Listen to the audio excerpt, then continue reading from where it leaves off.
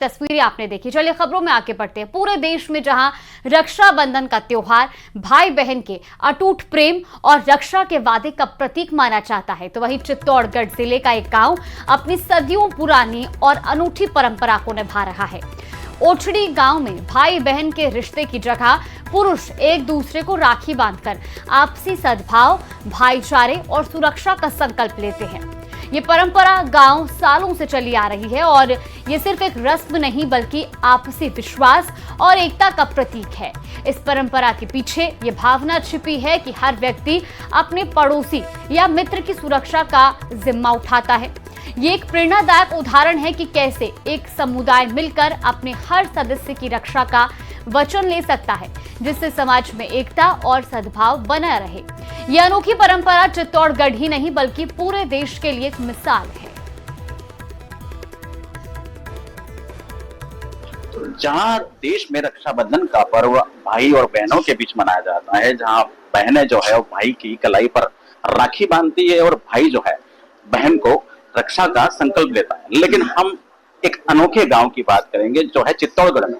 चित्तौड़गढ़ का ओछड़ी गांव है, जहां पर वर्षों पुरानी परंपरा के अनुसार पुरुष पुरुष को राखी बांधकर रक्षा का संकल्प लेते हैं। इस वक्त हम ओछड़ी गांव में उस पूरे गांव के बीच में मौजूद है, जहां पर सैकड़ों की संख्या में जो ग्रामीण है वो इकट्ठा होकर एक दूसरे को, पुरुष जो वर्ग है वो एक दूसरे को राखी बांधते हैं और रक्षा का संकल्प लेते हैं।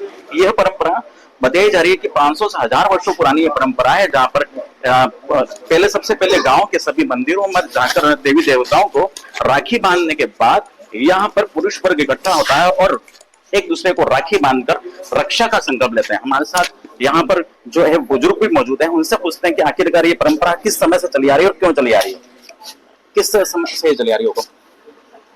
काफी अरसे से चली आ रही है। लगभग जब से ये गांव की स्थापना हुई है तब से ये सिस्टम पूरे मेवाड़ में चलता है। इससे यही है कि भाई सबका भाईचारा बढ़ा रहे, सभी साथ इसमें कोई जाति का भेद नहीं है।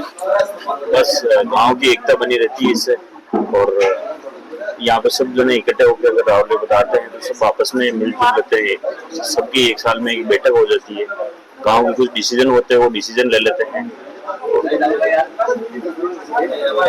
अब सब नॉर्मल जो भी बातें होती है वो बोल देते हैं। नॉर्मल आपस में एक दूसरे का मिलन हो जाता है ताकि आपस में कुछ भी मतभेद हो तो मिट जाते हैं। अनोखी परंपरा भी है, अनोखी परंपरा है, बिल्कुल कितने सालों से चली आ रही है। जहाँ एक और देश में वर्तमान परिप्रेक्ष्य में जिस तरह के हालात बने हुए हैं, उसमें यह गांव जो है निश्चित रूप से एक मिसाल साबित होता है। पीयूष मुल्ला, न्यूज़ 18 राजस्थान, चित्तौड़गढ़।